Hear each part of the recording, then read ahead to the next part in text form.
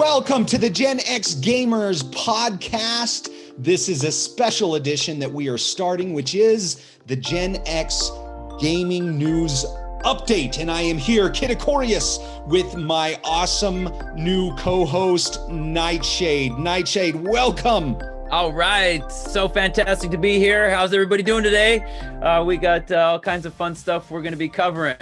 Yes, can't wait. It's true. In fact, with the gaming news update, what we are trying to do is just give you some quick news stories that we think might be important for you to hear about as, you know, Gen Xers out there. And if there's any Gen Xers out, non-Gen Xers out there listening, welcome. These will be interesting for you as well. But this is specifically geared to those people who just have lots going on. They can't spend and waste as much as the time as we do on gaming. So we're gonna do the hard work for you and pull out the interesting news items you need to know about. And we still have our wonderful segment, which is It's Time for Gaming News in a Minute. Here we go. All right, so here we go. You've all seen Inception. What a fantastic movie. Have you ever dreamed like the communication in dreams could be something real? There's 4 different laboratories across the world that have been studying this. They took people who have lucid dreams a little more than others and studied them. They use an EEG instrument to kind of see what's going on. They use spoken audio, flashing lights, physical touch, and they ask these sleepers beforehand, we're going to be talking to you about these things. See if you can answer. And then when they're sleeping, they're asking them things, basic yes or no questions like, can you speak Spanish? Simple math questions, count light flashes that they can see. And surprisingly, more than 18% of the times they got it right. And incorrect only 3%. A lot of times they just ignored it, but that's pretty cool. It's like the next realm of video games, in your sleep. Okay, hey, my first story tugs at the strings of nostalgia of your heart. The ultimate punishing leveler from your childhood has just been revitalized. Heck, I was playing Super Ghosts and Goblins actually just a few years ago and loving it. And now they've remastered that old classic. And they have new armor, levels, treasures, monsters, all that great stuff. The gameplay is incredibly familiar with that same old game that has the clunky jumping that feels impossible to maneuver against the steady barrage of incoming attacks and then those impossibly far landing spots. But the coolio weapons and armor that upgrade and give the game a different twist are still prominent features of the game. I love vintage, so I still prefer the original, but this one is definitely worth buying so that you can waste, an extra half an hour before going to bed, right before you have to get up the next day. All right, so COVID-19 has hit us all hard, and that is also true for Netflix and all of the other, broadcast systems. So Netflix has had to cancel many shows because the cost to make them just is so much higher. Even though a lot of people are watching shows, they had to cut out the ones that aren't cutting it. But you know which one's cutting it? The Witcher. Well, one of my probably my favorite video game ever, Witcher 3. One of my favorite series to read. You should read it if you haven't done it. The video game sold more than 50 million copies. The first season alone of The Witcher had more than 78 million households viewing it. And the great news is because The Witcher is up there, they're going to be focusing much more attention on it with the shows that they're canceling. So we're going to have new seasons, we're going to have spin-offs, and it's going to be Geralt for breakfast every morning for years. Ooh, yum. I'm excited. I'm hungry. The year was 1990.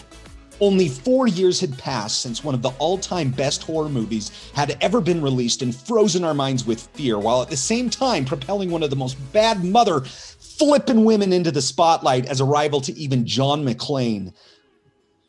In that year, 1990, that movie came to arcades, and the first video game version of Aliens was released upon us. I remember taking as much change as possible to the arcade and waiting in line to have my opportunity on taking on those acid-spitting vermin. Now, the franchise has been reborn in a player versus environment, 3-person cooperative shooter game. The graphics are incredibly insane.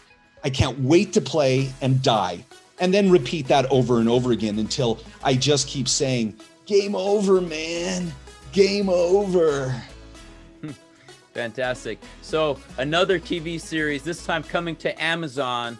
You know, this is the epitome of fantasy, high fantasy. It started us all. The Lord of the Rings, the next big production is coming out. You know, we didn't know if there's going to be anything after Peter Jackson. Most exciting part is this is not a retelling. This is going to focus on before we know prequels, before you know, The Hobbit and the Lord of the Rings, and get this, 5-season series planned so far. The budget is $1 billion.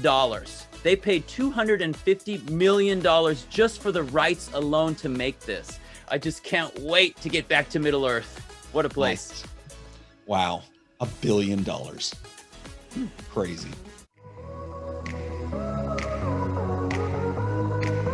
Okay, the gaming news in a minute has come and gone. We gave you 5 stories. Each story gets 1 minute, and we try to compel you, pull you in. But now we're going to talk a little bit more in depth about 2 stories. We're going to spend a little bit longer. The first story I'd like to bring up is talking about cheating in shooter games. And actually, this topic, of cheating is going to be the main topic of our extended our podcast show. You should check it out. Please hit the subscribe and follow and like and every other button that's there. Well, not the thumbs down. Usually we go for the thumbs up. Just kidding. Put whichever one you want. Anyway, back to my story. Specifically, there were 2 stories that came out.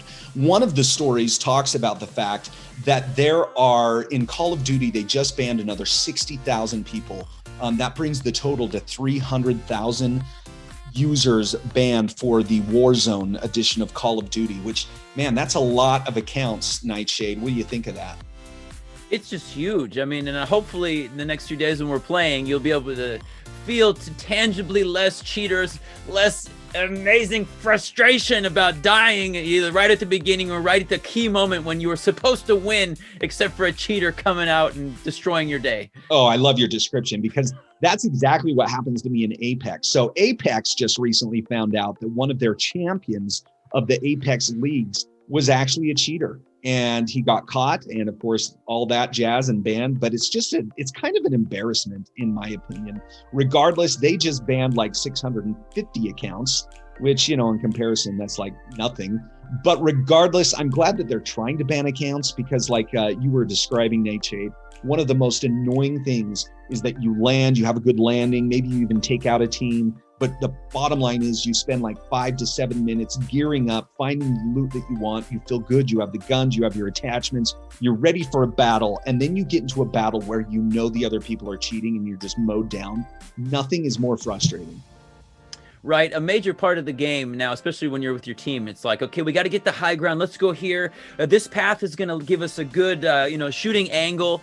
And then, you know, these people just waltz out, obviously from a terrible shooting angle, no strategy, no teamwork. And then it's like, and everyone's a headshot and the game's over. And it's just not as fun. I don't know why you do it, cheaters. Yeah, well, we'll dig into that a little later. What do you got for us, Nightshade? All right, so we had back on February 17th, a few days ago now, it was the Nintendo Direct. I think this is a little different than BlizzCon. This is more like a direct video, sort of like the next 16 games that are coming out.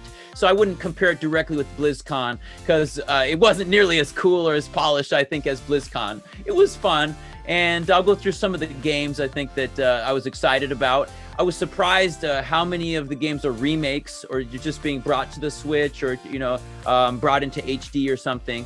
But if you haven't played them, it's a great way to be able to play them, because some of the games are not backwards compatible. Many of them in these days. So one that was awesome, Splatoon 3. I don't know if you got to play Splatoon, but it hit the races, and it's the game where you shoot and paint everywhere, and it's like sort of the first-person shooter for families. Sometime in 2022, look out for that. In the Mario world, you can't have Nintendo without your new Mario. The new game that's coming out is Mario Golf Super Rush. and it's coming out this year in June, so you'll be able to play that right away. It looks very polished. A lot of that character, you know, there's a lot of banter between the characters, and I love golf games. Realistic golf games are one thing, but you know, having the skill and the way that they use the controller and bring in all the fun stuff, it's going to be really great. And they have some different modes, like, you know, racing, where you're all hitting at the same time and using superpowers, like a Super Mario Kart hits the golf course. And so I think that's going to be pretty fun. The other game, which you've probably heard of since it came out in 2013, there's a new part of it, is Super Mario 3D World. This was the kind of big, exciting Mario that came out with the Wii U. A lot of people, they didn't play it. They're Mario aficionados. I played it. I loved it. I think this is one of the best 4-player, particularly, experiences. Played it with my kids. We can't get enough. You know, it's kind of like 3D and 2D mixed. It's not like Odyssey where you're going around in circles. It's like you're in a 2D world, but you're going back and forth. And I think it has a lot of fun interplay. And they're coming out with a brand new kind of expansion of it as part of this, which is exciting that it's not just rehashed. It's called Bowser's Fury. And it's sort of 3D World's next few levels. And it should be pretty cool. I think that one's coming out this year. So you'll be able to hang out with that one. Zelda, you know, everyone's waiting for Breath of the Wild. Breath of the Wild 2, what's the sequel? But they came out and said, you want a Breath of the Wild update. We're here to tell you it's not here, but it's coming out later this year. So that hopefully in the next 2 years, we'll have the game, I hope.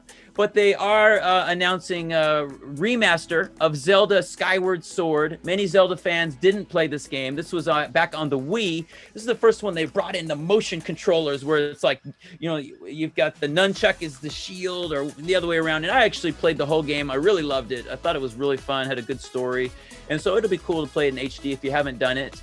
And then there's an expansion to Hyrule Warriors Age of Calamity. This is they've had some Hyrule Warriors before, but this one actually takes the Zelda Breath of the Wild world and the same story, and so it fleshes out a lot more. And so I think if you need some Breath of the Wild in your life, that's the way to go right now. I know Corey is a Breath of the Wild maniac as well. I am.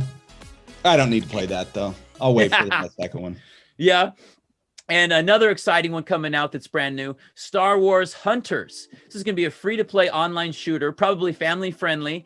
And who's the maker? Zynga. If you even know who Zynga is, they created Farmville and Words with Friends. So they're going in a whole new direction, trying something brand new. Other things, Fall Guys is coming to the Switch. Monster Hunter Rise. I've never been a huge Monster Hunter fan myself, but I know a lot of people who really, really love it. And this is a brand new one. This is not just an expansion or a rehash. It's coming out March 26th, right around the corner here.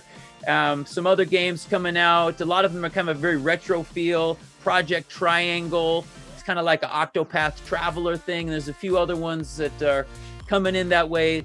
They didn't grab me as much, but you know, they look pretty cool if you got the Switch and you're looking for new stuff. So I love it. Okay, guys, that's your gaming news fix for the week. Have a good one. We'll see you next time. Don't forget to check out the other part of the podcast, the extended podcast show. Subscribe, like, hit the thumbs up. And we'll see you next week with more news. Love it.